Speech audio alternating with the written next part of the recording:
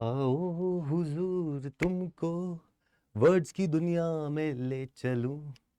तो ये वर्ड्स की दुनिया ही तो है जो इतनी मधुर होती है, जो आपको शब्दों में बयां करने की देती है इजाज़त। और अगर ये शब्द ही ना हो तो हम कैसे करेंगे बात। तो अगर हमें भेजनी हो कोई ईमेल, हमें भेजना हो कोई लेटर, हमें लिखनी हो कोई भी एक बहुत अच्छी शायरी, ठीक है, हमें लिखना हो कुछ अच्छी सी पोयम, हमें कोई ईमेल भेजनी हो, हमें कोई प्रेजेंटेशन देनी हो, इन सब में आपके शब्द होने चाहिए बहुत ज़रूरी, और आपका देना चाहिए साथ। इन्हीं शब्दों को आपके मजबूत बनाने के लिए मैं लेके आता हूँ आपके लिए ये सेशन, जो कि है 10 on 10, जहाँ पर हम करते हैं वोकैबलरी भरपूर और इजी तरीके जानते हैं इन शब्दों को करने के लिए। तो आइए फटाफट से जुड़ जाइए मेरे साथ, एंड तक बने रहिएगा इस सेशन में। लाइक कर दीजिए, शेयर कर दीजिए, सो दैट ज़्यादा से ज़्यादा लोगों को इसके बारे में पता चल जाए। तो आइए शुरुआत करते हैं। नमस्ते, सलाम, सत श्री अकाल, केम छो, कैमन आचो, कैसा काय, और जय हिंद, जय भारत के साथ शुरुआत करते हैं आज के सेशन की, और देखते हैं क्या है पहला वर्ड। पहला वर्ड जो हमारे पास है आज का, that is the word is evocation. Now what is evocation? A vocation activity done in vacation is only for enjoyment. कई बार होता है ना, जो आप vocational courses आपने सुने होंगे। So vocational courses कौन से होते हैं? ठीक है, जो आप कभी अपनी हॉबी को अपना कोर्स बना लेते हैं, उसको हम बोलते हैं vocational courses. So something a work done for enjoyment, a hobby, उसको बोलते हैं एवोकेशन। सो वेकेशन में आप क्या करते हो? आप करते हो एवोकेशन। जब छुट्टी होती है तो आप क्या करते हो? एवोकेशन। ठीक है। So singing is her avocation and she is good at it. ठीक है, singing is her avocation. So singing है उसका हॉबी है। तो when you're talking about singing is her something, when you refer to something, that is a noun. So therefore singing is a noun. ठीक है, चलिए अगले उस पे चलते हैं हम। अगला वर्ड क्या है? डेक्सटेरिटी। आप में से कितने लोग हैं जिन्होंने डेक्स्टर, जो कार्टून आता था, उसका नाम सुना है? डेक्स्टर। ठीक है, तो डेक्स्टर कौन था? डेक्स्टर वॉज अ कार्टून, एक साइंटिस्ट था ना जो लेबोरेटरी में काम करता था, Dexter laboratory. So Dexter the cartoon character was intelligence, skill. जैसे आप उसके लिए, वायरस के लिए भी बोल सकते हो। ठीक है ना, वायरस था ना, वीरू सहस्त्र बुद्धि, जो उसमें था 3 इडियट्स में, who was very intelligent and skillful. So the ability to perform a task skillfully or think quickly and effectively, जो बहुत इफेक्टिवली काम कर रहे हैं ना, बहुत जल्दी से, एफिशिएंटली काम करे, तो उसको हम बोलते हैं dexterity. Counsellors have the dexterity to make people comfortable in opening up. So counsellor have something, again this word के आगे लगा है एक आर्टिकल, और जब आर्टिकल लगा हो तो ये क्या होगा? Word. therefore it will be a noun. So basically whenever we are trying to tell you that a word is somebody who is intelligent and skillful, so we use the word dexterity. Next is gaiety. Now the word gaiety में एक तो है gate पे waiting with happiness, आपने देखा होगा ना,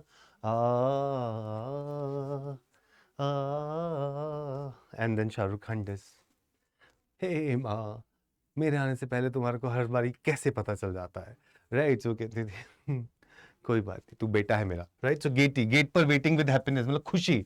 ठीक है, सो गाय is cow drinking tea joyfully, gay, happy.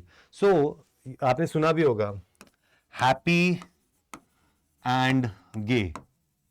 ठीक है, so gay is another word for being happy, right? When you are just jumping in joy, happiness, ecstasy, उसको बोलते हैं गे।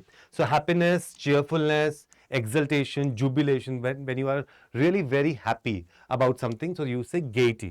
Foreigners enjoy the gaiety and warmth of Indian festivals. So enjoy something, again there is an article there, therefore part of speech is noun. So gaiety is something that makes you happy, or you are happy about something.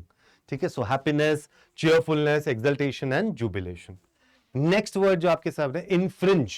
Infringe क्या होता है? इनफ्रिंजमेंट जिसको बोलते हैं, is to break, किसी चीज को तोड़ना, विश्वास तोड़ना, इनफ्रिंजमेंट, या कॉन्ट्रैक्ट तोड़ना, उसको बोलते हैं infringe. So to break the law.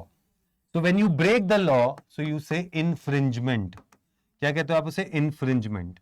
That means आपने ये लॉ तोड़ दिया। So he infringed upon my right to privacy by going through my mail without my permission. ठीक है, तो आपने उसका right to privacy का जो एक्ट है उसको आपने तोड़ दिया, उसने आपको तोड़ दिया, तो that's called infringed. So the meaning starts with to, therefore part of speech is a verb. तो पार्ट ऑफ स्पीच क्या हुआ? वर्ब हुआ। तो इसका मतलब क्या हुआ? अगर किसी का आपने विश्वास तोड़ दिया या तो आपने किसी का ट्रस्ट तोड़ दिया, कॉन्ट्रैक्ट तोड़ दिया, तो उसको हम बोलते हैं इन्फ्रिंज्ड। अगला वर्ड देखते हैं, ऑरिफाइज। ऑरिफाइज का मतलब होता है something which is an open surface, an opening, so N opening in body and mouth. So basically जैसे ऑरिफाइज, ये जो आपके नाक के दो होल्स हैं, इनको हम ऑरिफाइज कहते हैं। ये मुंह की ओपनिंग स्पेस है ऑरिफाइज, ईयर्स के ओपनिंग स्पेस, इनको हम बोलते हैं orifice. So these are an opening in body or mouth, that's called orifice.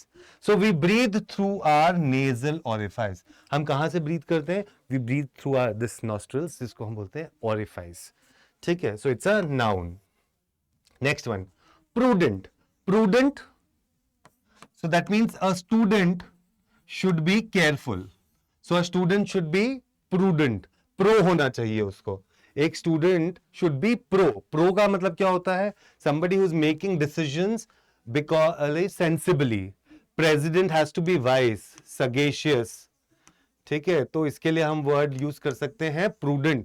So prudent is somebody who is careful, somebody who is judicious, जो हर चीज को बड़े नाप तोल के सोच समझ के कोई फैसला ले, उसको हम बोलते हैं prudent.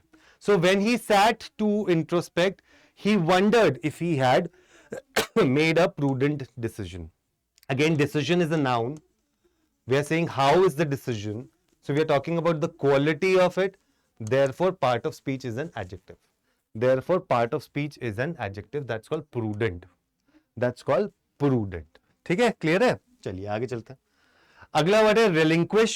Relinquish का मतलब होता है responsibility quashed. किसी चीज को आपने खत्म कर दिया. To put an end to something. So to give up responsibility or control, that's called relinquish. The king relinquished his throne to pave way for his son.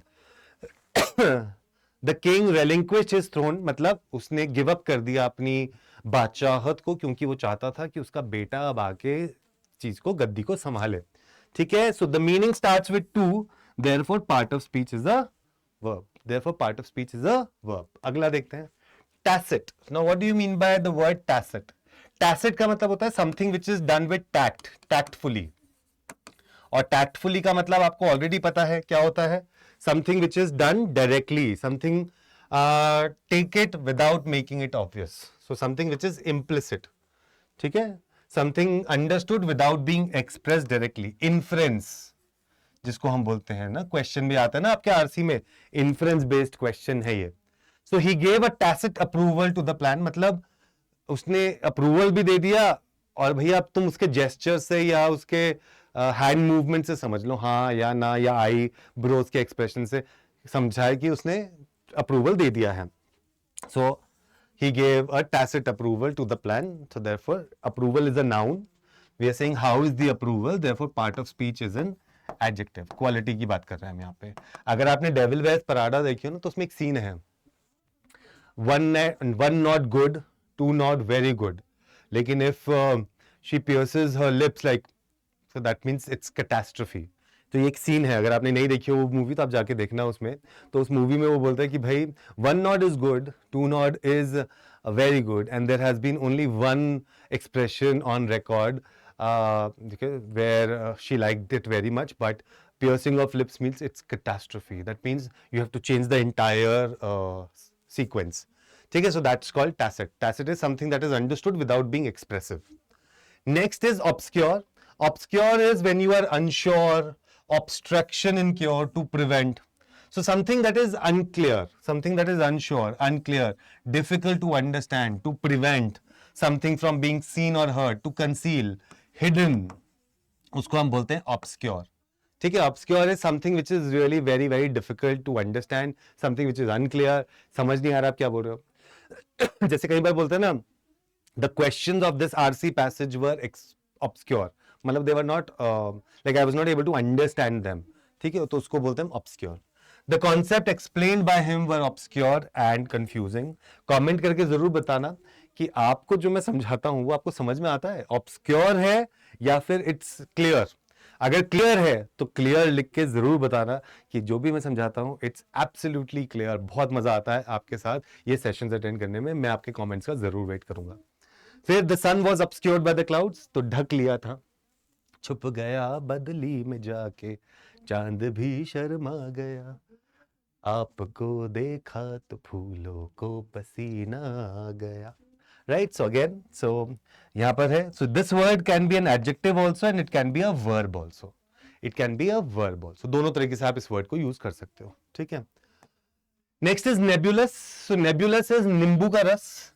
जब आप एक ग्लास में एक पानी लेते हैं या आपने वाटर लिया, इसमें आपने डाल दिया नींबू, तो ये पानी जो क्लियर वाटर था ये कैसे हो जाता है, थोड़ा सा धुंधला सा हो जाता है। So something that is blurry, unclear, obscure, hazy, murky, translucent. So this word is a synonym of the word obscure. ठीक है, ये आप बोल सकते हो, ठीक है। सो नींबू का रस, तो जब आपने पानी में नींबू का रस डाल दिया तो वो पानी क्या हो गया, अनक्लियर हो गया, ठीक है। So she has some nebulous ideas. Ideas is a noun. We are saying how are the ideas, so we are talking about the quality here. Therefore, part of speech can be adjective. The air became nebulous due to pollution. The air, noun, became nebulous, again quality. Therefore, part of speech is an adjective. ठीक है, अगला word पे चलते हैं nebulous के बाद। Okay, करते करते हम आखिरी में पहुंच चुके हैं। ये सारे के सारे बैचेस है बच्चों, जाके अभी भी देर नहीं हुई है, जुड़ जाओ अभी भी इस बैच के साथ, ले लो क्लैट का बैच, एलिट का बैच और कोड लगाओ Y713, पा जाओ मैक्सिमम डिस्काउंट, क्योंकि यही वो बैचेस हैं जो आपको पहुंचाएंगे आपके सपने NLU में। और उसके साथ साथ आपको एक और चीज बता दूं मैं, अगर आप ये बुक लेते हो जो क्लैट के लिए बुक है, जी हाँ, अगर आपने ये क्लैट के लिए बुक लेते हो तो आपकी प्रिपरेशन को मिलेंगे और विंग्स और आपके सपने हो जाएंगे पूरे।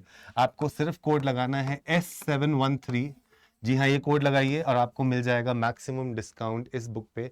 इसके अंदर है 850 से ज्यादा पैराग्राफ बेस्ड क्वेश्चंस और प्रीवियस ईयर पेपर सॉल्यूशंस के साथ, जो आपको डेफिनेटली हेल्प करेंगे प्रिपरेशन में फॉर दिस पेपर जिसका नाम है क्लैट 2024। चलिए, तो इसी के साथ दीजिए मुझे इजाजत, राइट।